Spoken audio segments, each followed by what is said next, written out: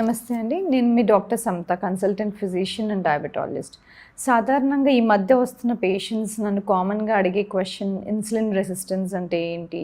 అది డయాబెటీస్ ఉన్న వాళ్ళలోనే ఉంటుందా? లేతే ఏదైనా క్రానిక్ మెడికల్ కండిషన్స్‌లో కనబడుతుందా? అనేది అడుగుతూ ఉంటారు. కానీ ఇప్పుడు ఈ మధ్య కాలంలో చూసినట్లయితే ఔట్ ఆఫ్ ఎవ్రీ 5 ఇండివిడ్యుయల్స్ కనీసం ఒకరిద్దరికి ప్రీ డయాబెటీస్ అనే కండిషన్ ఖచ్చితంగా ఉంటుంది. ఈ ప్రీ డయాబెటీస్‌లో వాళ్ళకి ఫాస్టింగ్ బ్లడ్ షుగర్ లెవెల్స్ 100-125 ఉండడం గానీ, లేదంటే తిన్న తర్వాత బ్లడ్ షుగర్ లెవెల్స్ 140 నుండి 200 ఉండటం కానీ, లేతే హెచ్‌బీఏవన్సీ 5.8 నుండి 6.3 వరకు ఉండటం గానీ జరుగుతుంది. అయితే ఇలా ఉన్న వాళ్ళకి ఇన్సులిన్ రెసిస్టెన్స్ లాంటిది ఉండవచ్చు. అది కారణాలు చాలా ఉంటాయి. జెనెటికల్‌గా ఉండుండొచ్చు, లేకపోతే పొట్ట భాగంలో ఫ్యాట్ ఎక్కువగా ఉండి ఉండొచ్చు, లేదంటే ఇంటర్నల్ విసరల్ ఫ్యాట్ అంటాం.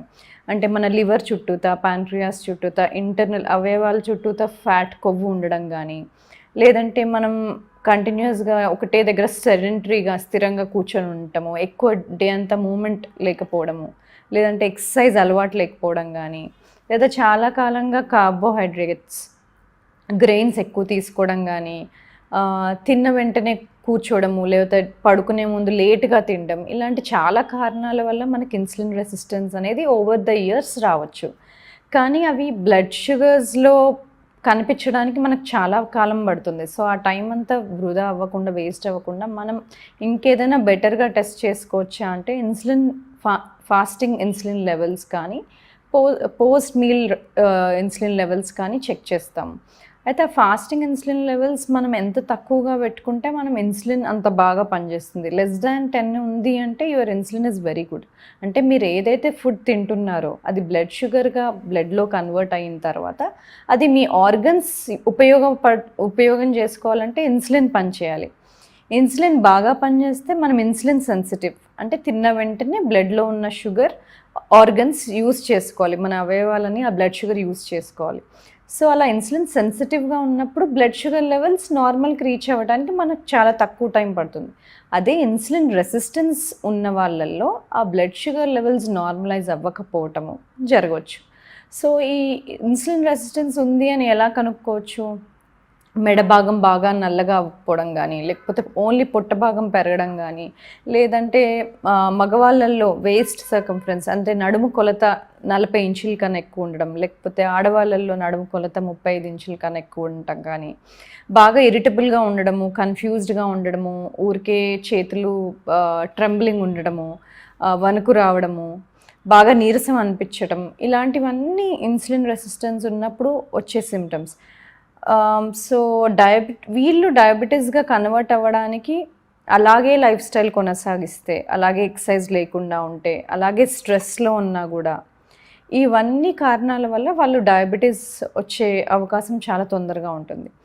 అయితే డయాబెటిస్ ఈజ్ నాట్ ఖాళీ అది బ్లడ్ షుగర్ ప్రాబ్లమ్ కాదు, హార్మోనల్ ప్రాబ్లమ్ అని చెప్పవచ్చు. అంటే రకరకాల కారణాల వల్ల ఇన్సులిన్ సరిగ్గా పనిచేయకపోవడం గానీ, లేదా చాలా ఏళ్ళ తర్వాత దానిలో టైప్స్ ఆఫ్ డయాబెటీస్ బట్టి మీ ఇన్సులిన్ స్టార్టింగ్ నుండే పనిచేయట్లేదా, లేదు చాలా కాలం తర్వాత మీరు ఇన్సులిన్‌కి వెళ్ళాల్సి వస్తుందా అన్న దాన్ని బట్టి దానిలో రకరకాల డయాబెటీస్‌ని మనం చెప్తూ ఉంటాం. కాకపోతే ఈ ప్రీ డయాబెటీస్ స్టేజ్‌లో ఉన్నప్పుడే మనం దాన్ని మన లైఫ్ స్టైల్ ద్వారా, మన ఫుడ్ ద్వారా అది సెట్ చేసుకున్నప్పుడే మనం డయాబెటీస్‌గా మారటానికి అవకాశాలు తక్కువగా ఉంటాయి. అలాగే చాలా వేరే హార్మోనల్ ఇష్యూస్‌లో కూడా ఇన్సులిన్ రెసిస్టెన్స్ మనం చూస్తాము. పీసీఓడీ అని సామాన్యంగా దాంట్లో ఇన్సులిన్ రెసిస్టెన్స్ చూస్తాము. కాబట్టి పీసీఓడీ కూడా ప్యూర్ ఒవేరియన్ ప్రాబ్లమ్ కాదు. అది సిస్టమిక్ ప్రాబ్లమ్. అంటే హార్మోనల్ ప్రాబ్లమ్. సో, అది లైఫ్ స్టైల్ కరెక్ట్ చేసుకోవాలి, హార్మోన్స్ కరెక్ట్ చేసుకోవాలి, స్ట్రెస్ కరెక్ట్ చేసుకోవాలి, ఫుడ్ కరెక్ట్ చేసుకోవాలి. So, diet, life style, sleep, stress అన్నీ 4 విభాగాలు కరెక్ట్‌గా చేసుకుంటేనే ఈ ఇన్సులిన్ రెసిస్టెన్స్ అనేది మనకి తగ్గిపోతుంది. అలాగే ఇప్పుడు ఒక ఇద్దరు వ్యక్తులు ఒక అరటిపండు తిన్నట్లయితే బ్లడ్ షుగర్ లెవెల్స్ నార్మల్‌గా రావడానికి ఒక వ్యక్తికి ఎక్కువ టైం పట్టవచ్చు, ఒక వ్యక్తికి తొందరగా తగ్గిపోవచ్చు. లేదంటే బ్లడ్ షుగర్ లెవెల్స్ ఇద్దరు వ్యక్తుల మధ్యలో కంపేర్ చేసుకుంటే ఒకరికి ఎక్కువగా బ్లడ్ షుగర్ రైజ్ అవ్వడము, ఒకరికి తక్కువ రైజ్ అవ్వడం, అదంతా కూడా మన ఇండివిడ్యువల్ మనం ఇన్సులిన్కి ఎలా రెస్పాండ్ అవుతున్నాము, ఎంత సెన్సిటివ్గా ఉన్నాము అన్న దాన్ని బట్టి ఉంటుంది.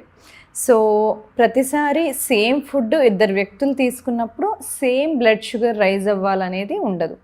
సో అది ఇద్దరు వ్యక్తుల ఇన్సులిన్ సెన్సిటివిటీ డిఫరెన్స్ బట్టి ఉంటుంది. సో మీ ఇన్సులిన్ బాగా సెన్సిటివ్ అవ్వాలి అంటే మీరు చేయాల్సింది ఏంటి?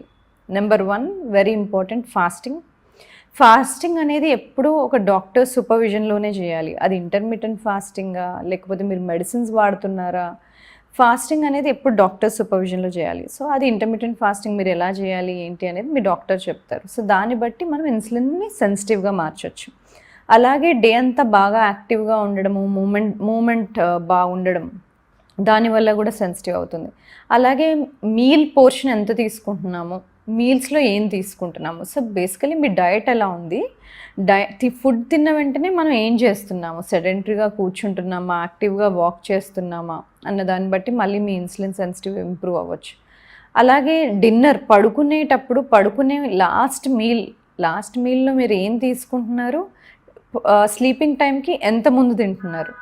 సో ఇవన్నీ ఫ్యాక్టర్స్ మార్చుకోవడం వల్ల, లైఫ్ స్టైల్, డయట్ ఇవన్నీ మార్చుకోవడం వల్ల కూడా సెన్సిటివిటీ ఇంప్రూవ్ అవుతుంది. అలాగే స్ట్రెస్లో ఉన్నారా, సైకలాజికల్, ఎమోషనల్, ఫిజియలాజికల్ కానీ లేకపోతే ఏమైనా ఇంజురీస్ అయ్యాయా, ఇన్ఫెక్షన్స్ ఉన్నాయా, వీటన్ని ప్రాబ్లమ్స్ ఉన్నప్పుడు కూడా బ్లడ్ షుగర్స్ పెరుగుతాయి. ఎప్పుడైనా మనం స్ట్రెస్లో ఉన్నప్పుడు ఒంట్లో స్ట్రెస్ హార్మోన్ కార్టిజాల్ అని ఉంటుంది. సో అది పెరగవచ్చు. స్ట్రెస్ హార్మోన్ కార్టిజాల్ పెరిగినప్పుడు మనకి ఒంట్లో ఆకలి పెరుగుతుంది, అలాగే బ్లడ్ షుగర్స్ కూడా పెరుగుతాయి. సో స్ట్రెస్లో ఉన్నప్పుడు మనం తీసుకున్న ఫుడ్ని బట్టి, మనం లో కార్బ్ ఫుడ్ తీసుకున్నా కూడా బాడీ స్ట్రెస్లో ఉన్నప్పుడు షుగర్స్ పెరుగుతాయి. అలాగే స్లీప్, ముందు రోజు నిద్ర లేదు, నెక్స్ట్ డే బాగా పడుకున్నారు, 2 రోజులు సేమ్ ఫుడ్డే తిన్నారు, అయినా కూడా స్లీప్ లేని నెక్స్ట్ డే మీకు బ్లడ్ షుగర్స్ ఎక్కువగా ఉండొచ్చు. అదే స్లీప్ బాగున్న నెక్స్ట్ డే మీకు బ్లడ్ షుగర్ లెవెల్స్ తక్కువగా ఉండొచ్చు. So same type of food తిన్నా కూడా మీ స్లీప్ని బట్టి కూడా మీ బ్లడ్ షుగర్స్ వేరీ అవుతూ ఉంటాయి.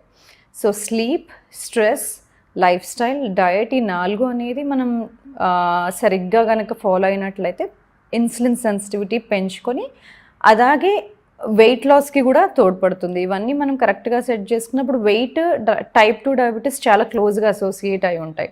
అందుకే మీరు చూసినట్లయితే టైప్ 2 డయాబెటీస్ ఉన్న వాళ్ళలో కొలెస్ట్రాల్ ఎక్కువగా ఉంటుంది, పొట్ట భాగం ఎక్కువగా ఉంటుంది. అలాగే టైప్ 2 డయాబెటీస్ ఉన్న వాళ్ళు బ్లడ్ ప్రెషర్ ఎక్కువయ్యే ప్రమాదం కూడా ఉంటుంది. అలాగే risk for coronary artery disease కూడా ఎక్కువగా ఉంటుంది. సో కాబట్టి 4 ఎలిమెంట్స్ మనం చూసుకోవాలి. ప్రీ డయాబెటీస్లో ఉన్నప్పుడు లేకపోతే ఇన్సులిన్ రెసిస్టెన్స్ ఉన్నప్పుడు మీ ఫుడ్స్ మీ బాడీని ఎలా ఎఫెక్ట్ చేస్తున్నాయి, బ్లడ్ షుగర్స్ ఎలా మెయింటైన్ చేస్తున్నాము అని తెలుసుకోవడానికి చూసే easiest method continuous glucose monitoring. Continuous glucose monitoring అంటే మనం ఒక చిన్న సెన్సర్ మన ఆర్మ్కి వేసుకొని ఏ ఫుడ్ తిన్నప్పుడు, లేదంటే ఎలాంటి ఫుడ్లు కలిపి తిన్నప్పుడు, అంటే కొన్నిసార్లు మనం ఓన్లీ రైస్ తింటాం, కొన్నిసార్లు కొంచెం కూరగాయలు తిని రైస్ తింటాము. అలాగా వేరే ఫుడ్ పదార్థాలు మిక్స్ చేసినప్పుడు కానీ, లేదు ఉత్తి కార్బ్స్ తీసుకున్నప్పుడు కానీ, లేదు మీరు ప్రోటీన్ యాడ్ చేసినప్పుడు కానీ, ఎలాంటి ఫుడ్ కాంబినేషన్స్ తీసుకున్నప్పుడు మీ బ్లడ్ షుగర్స్ ఎలా ఎఫెక్ట్ అవుతున్నాయని చూసుకునే విధానం కంటిన్యూస్ గ్లూకోజ్ మానిటరింగ్. సో అది చాలా సులువైన పద్ధతి.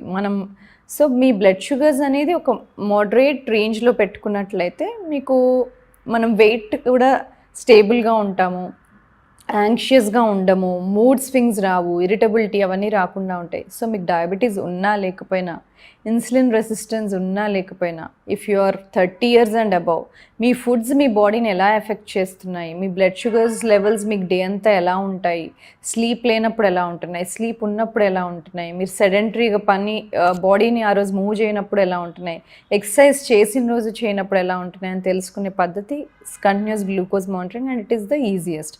ఒకవేళ మీరు కనుక అది సెన్సర్ వేసుకొని మీ ఫుడ్స్ ఎలా ఎఫెక్ట్ చేస్తున్నాయని చూడాలి అంటే, we'll attach a link below this video. You can use it and మీరు అది అసెస్ చేసుకోవచ్చు. Thank you.